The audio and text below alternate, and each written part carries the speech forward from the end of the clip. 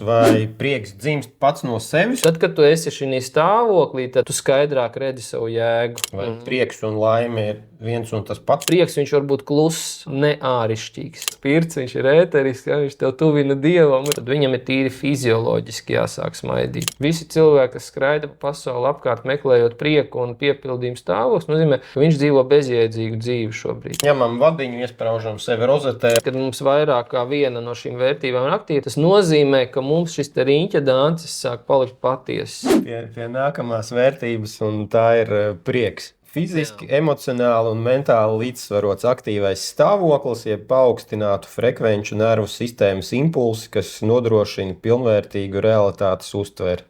Acu priekšā uzreiz stāv formulējums esmu uz viļņa. Tā arī to varētu saukt, jā. Tikai uz viļņa, kas, dod tev iekšā to augsto frekvenci, jo viļņi ar dažādi mēdz būt. Ir vilnis, ka mēs tā kā uz kaut kādu tur, ielas bandas grupiņā esam uz viļņa, daram noziegumus, ja? Un tur nav prieks, tur ir cits vilnis, tur ir adrenalīna vilnis varbūt, ja? Vēl kaut kāds vilnis.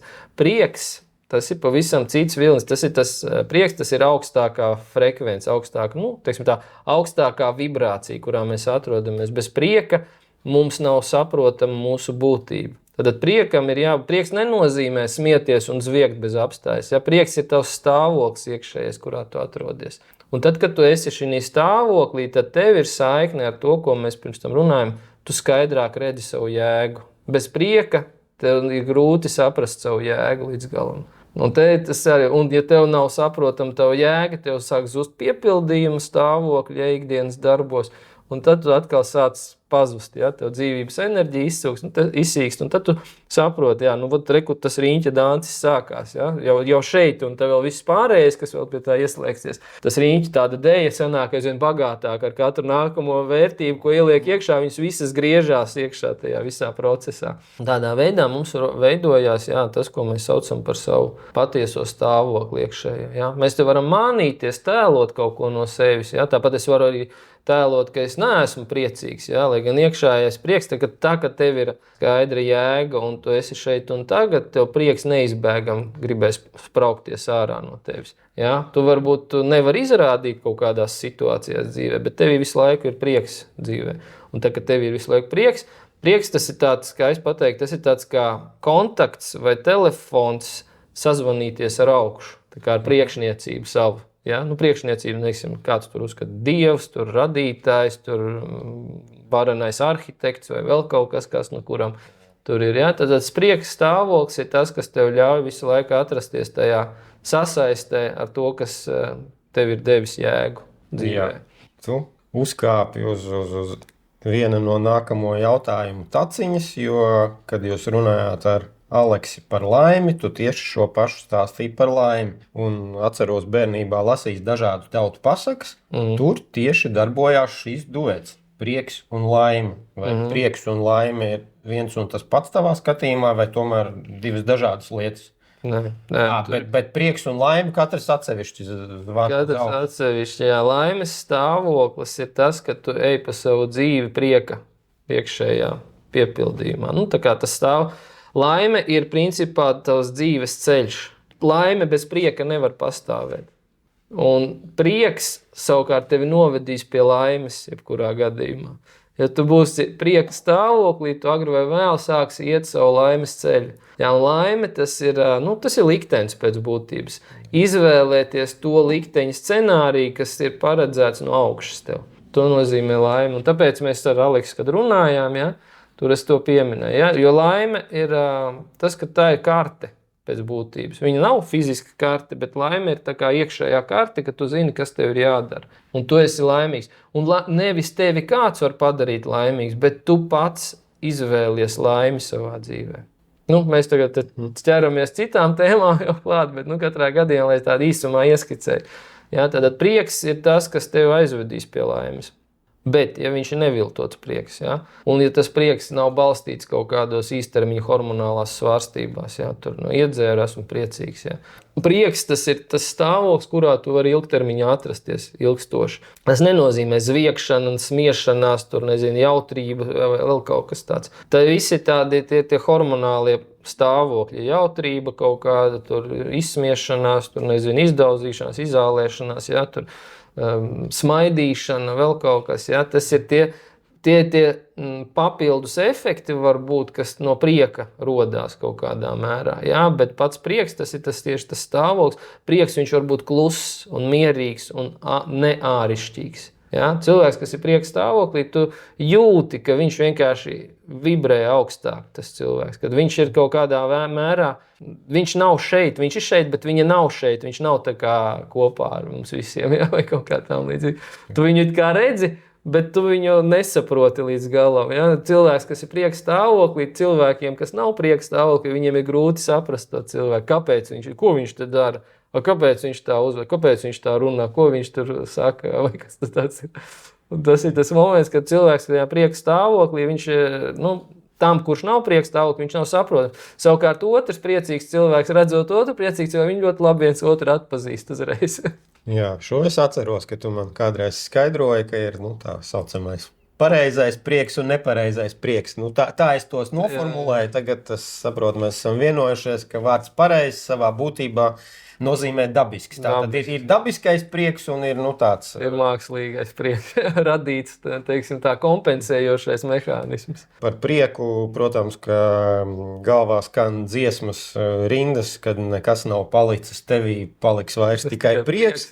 Tas prieks, kas dzimst pats no sevis, tas prieks, kas tavs ienaidnieks, bet jautājums, vai prieks dzimst pats no sevis, vai tomēr, lai viņš dzimtu pats no sevis, man ir jāatrod jēga, kas ir pirmītais es un mani apziņas meklējumi, vai prieks, kas dzimst pats no sevis. Prieks, patiesas prieks nerodās bez jēgas cilvēkam. Dzīvē.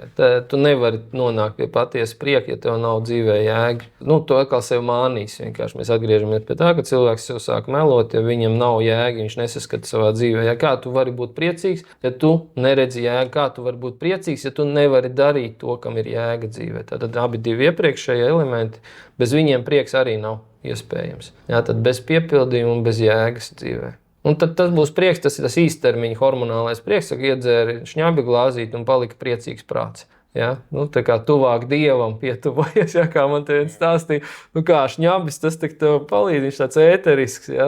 Spirts, viņš ir ēterisks, ja? Viņš tev tuvina Dievam, ja? Un tā tālāk.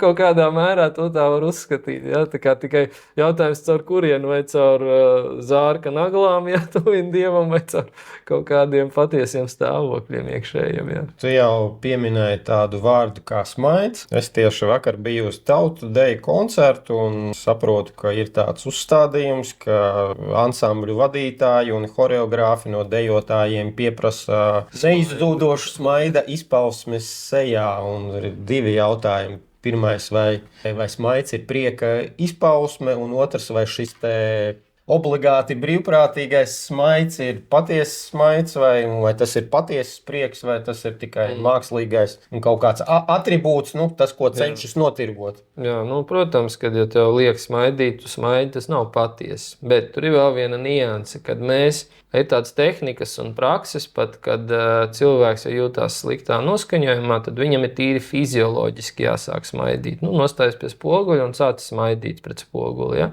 Un tā, kad tu ilgstoši smaidi, kas muskuļi turās smaidā, kas notiek, nervu impulsi sāk ģenerēt procesus, kas sāk stimulēt hormonālos dziedzerus. Un hormonālie dziedzeri sāk izdalīt hormonus, tur neiromediātors un vispārējo, kas tev saslēdz atkal tos impulsus, kas tev liek mainīt iekšējo stāvokli. Es neatceros, cik tur minūtes bija jāsmaida vai sekundes, ja, lai tas stāvoklis nomainītos, kamēr tie hormoni izdalās visi. Ja. Tātad, principā, tu vari caur fiziku aktivizēt, bet tas ir atkal tas, ko es saku, tas nepatiesais. Ja, jo tiklīdz tu pārstāsi smaidīt, kaut kas tev dzīvē tur pamainīsies vai tur, piezvanīs tur kaut kāds atsūtīs rēķinu par dzīvokli, ja, tev prieks pazudīs uzreiz.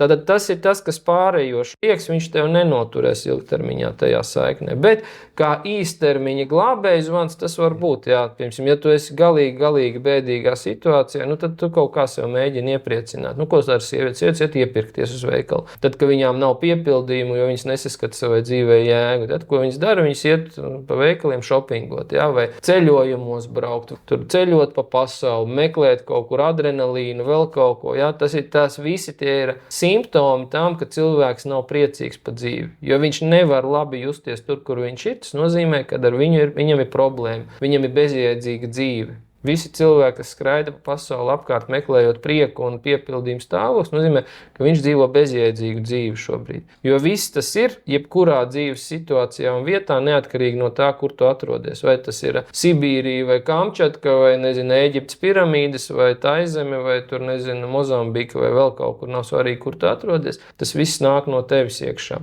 Un cilvēki, kas to neapjēdz un nesaprot, viņi cenšas savu tukšumu, savu neprieka stāvokli un bezjēdzību dzīves aizpildīt tieši ar šīm te lietām, meklējot to kaut kur ārpusē. Vairumā gadījumos tas ir tas, ko es redzu šodienas sabiedrībā. Par to tehniku es arī biju lasījis tādu interesantu stāstu, kur draugu grupa bija izdomājuši braukt kaut kur uz Āzijas pusi interesantu pieredžu un prakšu meklējumos, un viens no šīs grupas nebija ticis un bija aizbraukuši cilvēki un atgriezušies kaut kādi tādi neparasti. Viņš viņu prasījis, ko jūs tur darījāt, viņi neatklāja. Tev ir jābrauc pašam, tad viņš ir aizbraucis gala beigās pats uz turieni, un tur viņš ir uzzinājis, ka viņam mēnesi no vietas ir jāsmaida un staigā pakaļ mūks, jā.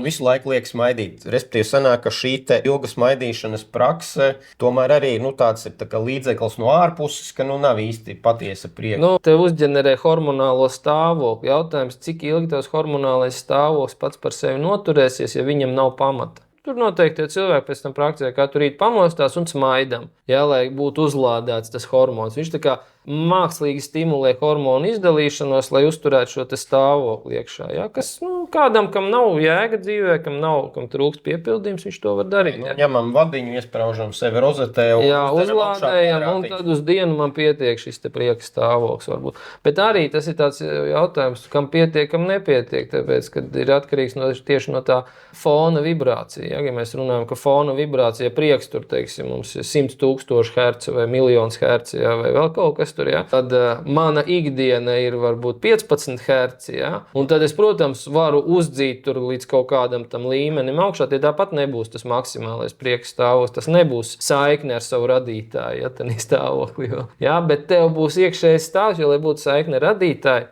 aplim ir jāieslēdzās to, ko mēs runājam, apļveida krustojumam. Ja? Un tikai tas nodrošinās šo te, jā, tu varbūt periodiski kaut kādus tādus apgaismības uzplēksnības saņems prieka stāvoklī. Jā, varbūt, es nevaru garantēt, bet, lai tu būtu pastāvīgā tādā piepildītā saiknē, tev ir jābūt arī pārējiem elementiem ieslēgtiem. Tāpatās, kā šodien kaut kādu laiku atpakaļ visi teica, jādzer, tur ir D vitamīns, jā, vai kaut kas tam līdzīgs, vai magnīs. Jā. Un tad izrādās, ka magnīs tur bez tā vitamīna nevar, kā lai saka, uzsūkties. Un tad izrādās, dzels tur nevar bez tā, un tas bez tā, un šitas bez tā nevar. Jā. Un tad cilvēki, jā, viņš it kā uzdzen kaut kādu vienu parametru savā organismā augšā, jā, bet izrādās, tas parametrs neieslēdz visu organismu veselības stāvoklī tāpatās. Jā. Un kaut kā tam līdzīgi. Tas ir arī ar prieku tāpat.